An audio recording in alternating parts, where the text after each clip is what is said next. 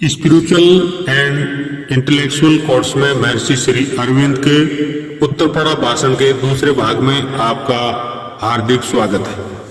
मुझे केवल बुद्धि द्वारा ही नहीं बल्कि अनुभूति द्वारा भी जानना था कि श्री कृष्ण की अर्जुन से क्या मांग थी और वे उन लोगों से क्या मांगते हैं जो उनका कार्य करने की इच्छा रखते हैं, अर्थात घृणा और कामना वासना से मुक्त होना, फल की इच्छा न रखकर भगवान के लिए कर्म करना होगा, अपनी इच्छा का त्याग करना होगा और निश्चय तथा सच्चा यंत्र बनकर भगवान के हाथों में रहना होगा।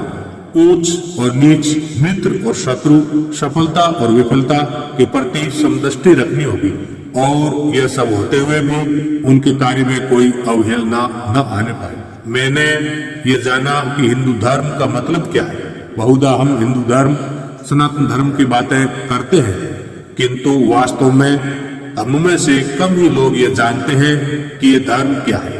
दूसरे धर्म मुख्य रूप से विश्वास, वर्ग, दीक्षा और मान्यता को महत्व देते हैं, किंतु सनातन धर्म तो स्वयं जीवन है। यह इतना विश्वास करने की चीज नहीं है जितनी जीवन में उतारने की चीज है। यही वह धर्म है जिसे मानव जाति के कल्याण के लिए प्राचीन काल से इस प्रायद्वीप के एकांतवास में संजोया जाता रहा।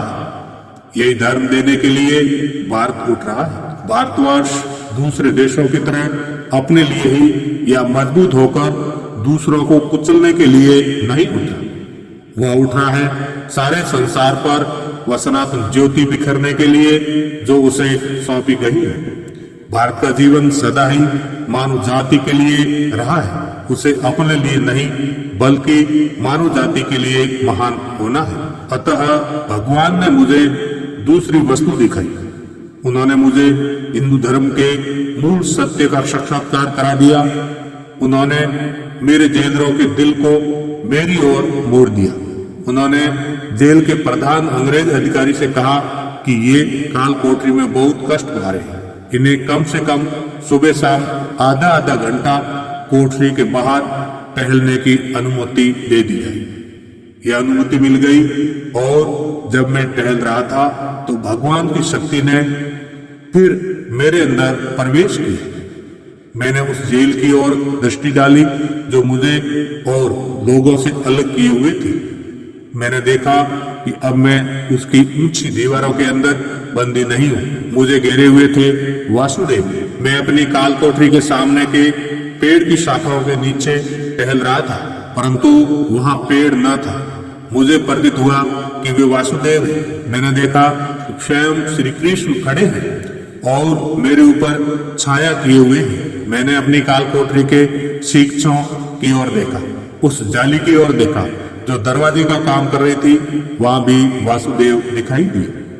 स्वयं नारायण संतरी बनकर पहरा दे रहे थे। जब मैं उन मोटे कमलों पर लेटा जो मुझे पलंग की जगह मिले थे, तो मैंने ये अनुभव किया कि मेरी सखा और मेरे प्रेमी श्री कृष्ण मुझे अपनी बाहों में लिए हुए हैं। मुझे उन्होंने जो गहरी दृष्टि दी थी उसका ये पहला प्रयोग था। मैंने जेल के कैदियों, चोरों, हत्यारों और बदमाशों को देखा और मुझे वासुदेव दिखाई पड़े। उन अंधेरी में पड़ी आत्माओं और बुरी तरह काम में लाए गए शरीरों में मुझे नारायण मिले। उन चोरों और डाकुओं में बहुत से ऐसे थे जिन्होंने अपनी सहानुभूति और दया के द्वारा मुझे लज्जित कर दिया। इन विपरीत परिस्थितियों में मानवता विजयी हुई थी। इनमें से एक आदमी को मैंने विशेष रूप से देखा जो मुझे एक संत मालूम हुआ। वह हमारे देश का एक किसान था जो लिखना पढ़ना नहीं जानता था, जिसे तथाकथित डकैती के अभियोग में 10 वर्ष का कठोर दंड मिला था। यह उनमें से एक व्यक्ति था जिन्हें हम वर्ग के मिथ्याभिमान में आकर छोटा लोग, नीच कहा करते हैं। फिर एक बार भगवान मुझसे बोले। उन्होंने कहा, अपना कुछ थोड़ा सा काम करने के लिए मैंने तुम्हें जिनके बीच भेजा है उन लोगों को देखो। जिस जाति को मैं ऊपर उठा रहा हूँ उसका स्वरूप यही है और इस कारण मैं उसे ऊपर उठा रहा हूँ। जब छोटी अदालत में मुकदमा शुरू हुआ और हम लोग न्यायाधीश के सामने खड़े किए गए तो वहां भी मेरी अंतर्दृष्टि मेरे साथ भगवान ने मुझसे कहा, जब तुम जेल में डाले गए थे तो क्या तुम्हारा हृदय हताश नहीं हुआ था? क्या तुमने मुझे पुकार कर यह नहीं कहा था, कहाँ है तुम्हारी रक्षा, कहाँ है? लो अब न्यायाधीश की ओर देखो, सरकारी वकील की ओर देखो। मैंने देखा कि अदालत की कुर्सी पर न्यायाधीश नहीं, स्वयं वासुदेव नारायण बैठे थे। अब मैंने सरकारी वकील की ओर देखा पर वहां कोई सरकारी वकील नहीं दिखाई दिया। वहां तो श्री कृष्ण बैठे मुस्कुरा रहे थे, मेरे सखा, मेरे प्रेमी। उन्होंने कहा, अब डरते हो? मैं सभी मनुष्यों में विद्यमान हूँ और उनके सभी कर्मों और शब्दों पर राज करता हूँ। मेरा संरक्षण अब भी तुम्हारे साथ है और तुम्हें डरना नहीं चाहिए। तुम्हारे विरुद्ध जो ये मुकदमा चलाया गया है उसे मेरे हाथों में सौंप दो। ये तुम्हारे लिए नहीं, मैं तुम्हें यहाँ मुकदमे के लिए नहीं बल्कि किसी और काम के लिए लाया है। यह तो मेरे काम का एक साधन मात्र है, इससे अधिक कुछ नहीं। इसके बाद जब सेशन जज की अदालत में विचार आरंभ हुआ तो मैं अपने वकील के लिए ऐसी बहुत सी हिदायतें लिखने लगा कि गवाही में मेरे विरुद्ध कही गई बातों में से कौन सी बातें गलत है और किन किन पर गवाह से जिरह की जा सकती है। तब एक ऐसी घटना घटी जिसकी मैं आशा नहीं करता था। मेरे मुकदमे की पैरवी के लिए जो प्रबंध किया गया था वह एकाएक बदल गया और मेरी सफाई के लिए एक दूसरे ही वकील खड़े हुए। वे अप्रत्याशित रूप से आ गए। वे मेरे एक मित्र थे किंतु मैं नहीं जानता था कि वे आएंगे। आप सभी ने उनका नाम सुना है, जिन्होंने मन से सभी विचार निकाल बाहर किए और इस मुकदमे के सिवाय सारी वकालत बंद कर दी, जिन्होंने महीनों लगातार आधी रात तक जागकर मुझे बचाने के लिए अपना स्वास्थ्य बिगाड़ लिया। वे है देश बंधु श्री चित्तरंजन दास। जब मैंने उन्हें देखा तो मुझे संतोष हुआ। फिर मैं समझता था कि हिदायतें लिखनी जरूरी है। इसके बाद ये विचार भी हटा दिया गया। जब मैंने उन्हें देखा तो मुझे संतोष हुआ, फिर भी मैं समझता था कि हिदायतें लिखनी जरूरी है। इसके बाद ये विचार भी हटा दिया गया और मेरे अंदर से आवाज आई, यही वह आदमी है जो तुम्हारे पैरों के चारों ओर फैले जाल से तुम्हें बाहर निकाले। तुम इन कागजों को अलग धर दो, इन्हें तुम हिदायतें नहीं दोगे, मैं दूंगा। उस समय से इस मुकदमे के संबंध में मैंने अपनी ओर से अपने वकील से एक शब्द भी नहीं कहा, कोई हिदायत नहीं दी और यदि कभी मुझसे कोई सवाल पूछा गया तो मैंने सदा यही देखा कि मेरे उत्तर से मुकदमे को कोई मदद नहीं मिली। मैंने मुकदमा उन्हें सौंप दिया और उन्होंने पूरी तरह उसे अपने हाथों में ले लिया और उसका परिणाम आप जानते ही हैं। मैं सदा ये जानता था कि मेरे संबंध में भगवान की क्या इच्छा है, क्योंकि मुझे बार बार ये वाणी सुनाई पड़ती थी।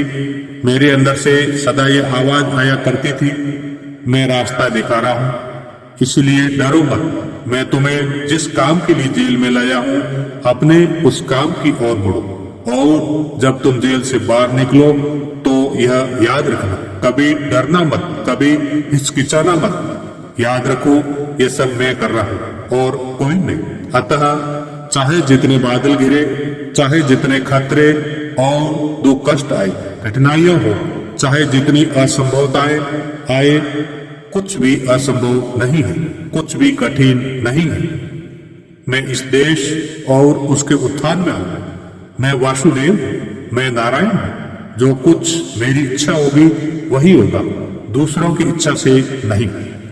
मैं जिस चीज को लाना चाहता हूँ उसे कोई मानव शक्ति रोक नहीं सकती। इस बीच वे मुझे उस एकांत काल कोठरी से बाहर ले आए और मुझे उन लोगों के साथ रख दिया जिन पर मेरे साथ ही अभियोग चल रहा था। आज आपने मेरे आत्मत्याग और देश प्रेम के बारे में बहुत कुछ कहा है।